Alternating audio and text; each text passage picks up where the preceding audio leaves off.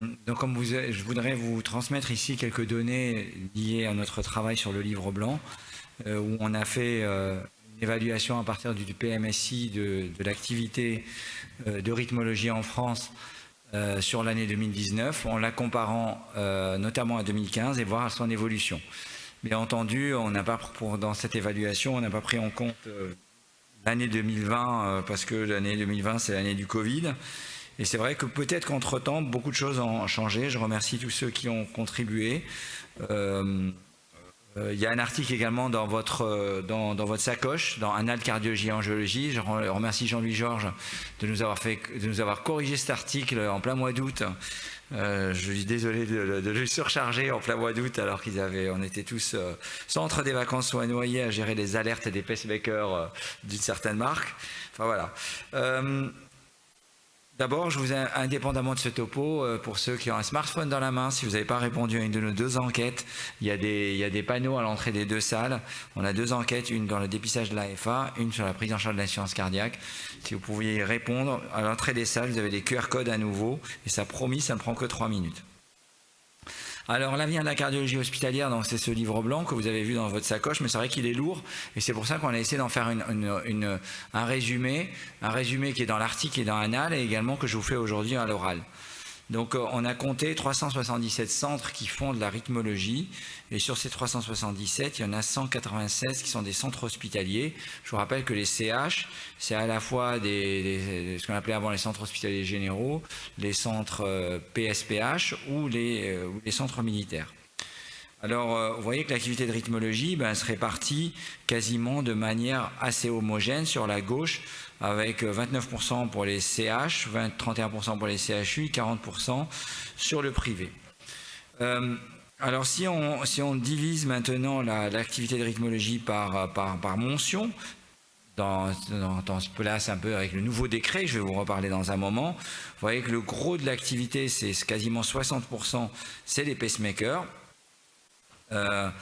Sur les 178 000 actes de 2019, 60% c'était des pacemakers, 7% c'était les défibrillateurs, 16% c'est les ablations.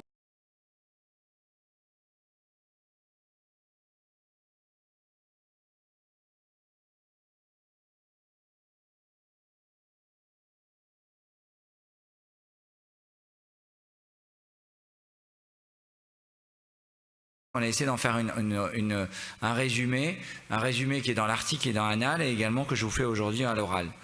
Donc, on a compté 377 centres qui font de la rythmologie, et sur ces 377, il y en a 196 qui sont des centres hospitaliers. Je vous rappelle que les CH, c'est à la fois ce qu'on appelait avant les centres hospitaliers généraux, les centres PSPH ou les centres militaires. Alors, vous voyez que l'activité de rythmologie se répartit quasiment de manière assez homogène sur la gauche, avec 29% pour les CH, 31% pour les CHU, 40% sur le privé. Alors, si on divise maintenant l'activité de rythmologie par mention, dans ce place un peu avec le nouveau décret, je vais vous reparler dans un moment, vous voyez que le gros de l'activité, c'est quasiment 60%, c'est les pacemakers. Sur les 178 000 actes de 2019, 60% c'était des pacemakers, 7% c'était les défibrillateurs, 16% c'est les ablations, ce qu'on peut rappeler les ablations simples, donc sans les ablations dans l'oreillette gauche, et 18% c'est les ablations complexes. Donc ça, c'est une vision globale de comment se fait l'activité. Maintenant, si on va regarder un peu plus en détail, alors première information que je vous donne, c'est que l'activité entre 2015 et 2019 a progressé de 9%. C'est vrai qu'on a tous un petit peu cette impression qu'on travaille plus que par le passé, et donc ça se retrouve dans les chiffres, c'est qu'il y a eu 9% plus d'actes, et que cette progression finalement a concerné à la fois les CH, mais également l'ensemble des centres. Donc tous les centres finalement travaillent plus. Alors si on regarde comment se fait la répartition entre le type de centre suivant le type d'acte, vous voyez que quand on regarde les pacemakers, la part là vous avez les CH, c'est 32%, 28% pour les CHU, 40% pour le privé. Et puis, si on regarde les défibrillateurs, on est à 29% pour les CH, 41% pour les CHU et 30% pour le privé. Et puis après, au niveau de l'ablation, l'ablation simple, on reste à 26% pour les CH, 33% pour pour les CHU, 40% pour le privé. Et c'est là qu'il y a du travail à faire au niveau des CH. C'est vrai que l'ablation de FA est une activité relativement jeune pour nos centres hospitaliers où on n'avait pas d'historique avant les premiers décrets qui nous autorisaient à faire de l'ablation de la FA. On est 18% pour les CH. 37% pour les CHU et 45% pour le privé. Mais ce n'est pas le gros des actes, vous voyez, mais c'est la partie qui progresse le plus. Je ne vous l'ai pas mis la figure, c'est la partie qui progresse le plus, mais vous voyez que le gros des actes, c'est quand même les pacemakers, c'est plus de 100 000 actes, et les ablations, c'est plus de 30 000. Là, vous avez au moins le chiffre exhaustif sur 2019, avec cette progression de 2019 à 2020, entre 2015 et 2019. Alors vous savez qu'il y a ce nouveau décret de cardiologie interventionnelle qui va avoir des conséquences puisque les autorisations sont en cours au niveau des ARS. Vous avez les mentions A. Avant, faire du pacemaker, il n'y avait pas besoin d'autorisation. Et maintenant, pour faire du pacemaker, il faut avoir un minimum de 50 actes, dont minimum 10 diagnostics, c'est-à-dire des actes de pacemaker simple double jambe ou les actes d'électrophysiologie diagnostique. Ça inclut les explorations électrophysiologiques, mais à ma connaissance, ça inclut également les holters implantables. Donc ça, c'est le minimum requis. Pour faire de l'ablation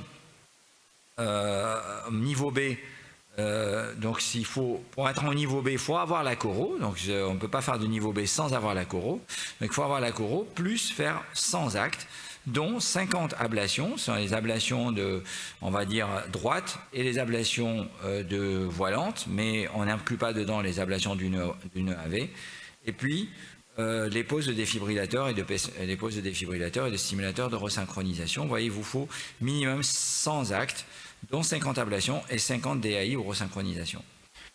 Le niveau C, on monte d'un grade. Le niveau C, pour faire le niveau C, il faut avoir le niveau A et le niveau B, plus, donc il faut avoir la coro, il faut faire les 100 actes, il faut faire les 50 flotteurs, les 50 DAI, et en plus, il faut avoir 100 actes d'ablation avec abord transseptal, d'ablation atriale, FA au flotteur gauche.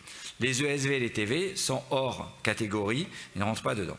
Et puis mention D, j'en ai pas beaucoup parlé parce que ça concerne que très peu de centres, c'est les actes on va considérer un risque de plaie cardiaque, et ça inclut les occlusions de l'auricule, les occlusions de l'auricule, certaines ablations congénitales complexes, vous voyez, c'est un petit peu à part, et j'en parlerai pas beaucoup dans ma présentation.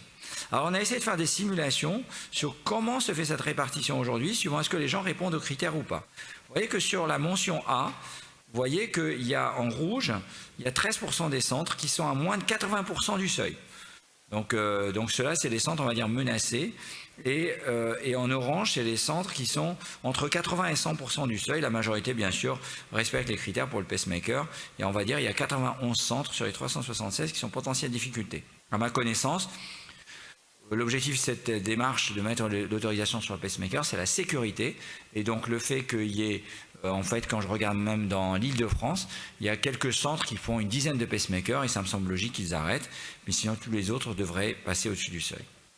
La mention B, vous voyez, c'est avec l'ablation et le DAI, vous voyez quand même qu'il y a un tiers des centres, que ce soit en France ou au niveau du CNCH, qui sont en dessous du 80% et 29% qui sont 80 à 100%. Vous voyez, il n'y a que 40 à 50% des centres qui sont dans les critères déjà pour faire le mention B.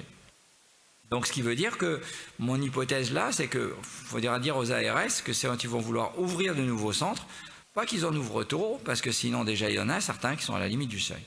Et mention C, alors pour faire mention C, il faut avoir le B plus le C. Vous voyez qu'il n'y en a que 54% qui répondent aux critères en France, et que vous voyez qu'au niveau du CNCH, il n'y en a que 26% qui sont dans la zone verte.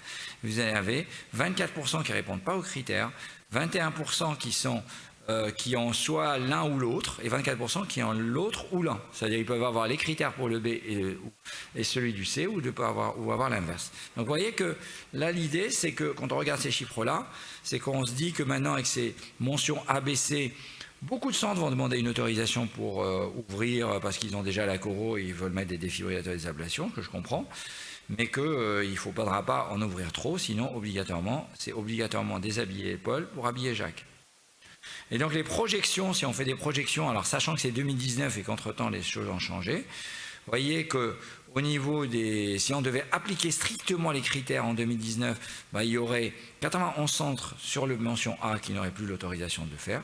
Vous voyez qu'en mention B, on aurait 80 centres qui pourraient être menacés de ne plus avoir l'autorisation et 54 centres qui ne répondraient pas aux critères. C'est-à-dire que l'idée, c'est qu'en théorie, on a même trop de centres.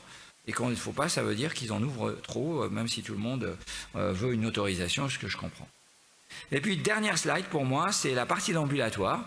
Alors, je pense qu'après le Covid, beaucoup a changé, parce que ça, c'est les chiffres avant Covid. Vous voyez que l'activité ambulatoire, elle était en 2019 que de 8% des actes de rythmo se faisaient en ambulatoire dans le privé, 7% en CHU et 5% en CH.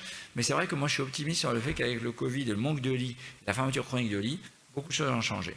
Donc voilà, c'était essentiellement donc l'idée, je pense que organiser les choses, cette réforme, ça sécurise les soins, mais qu'il y a des faiblesses, faible part de l'ambulatoire, un maillage territorial très important pour les CH, parce qu'ils couvrent un tiers des besoins, et puis cette réforme, attention, risque de mettre en difficulté un certain nombre de centres, notamment pour les ablations complexes, et je vous remercie de votre attention.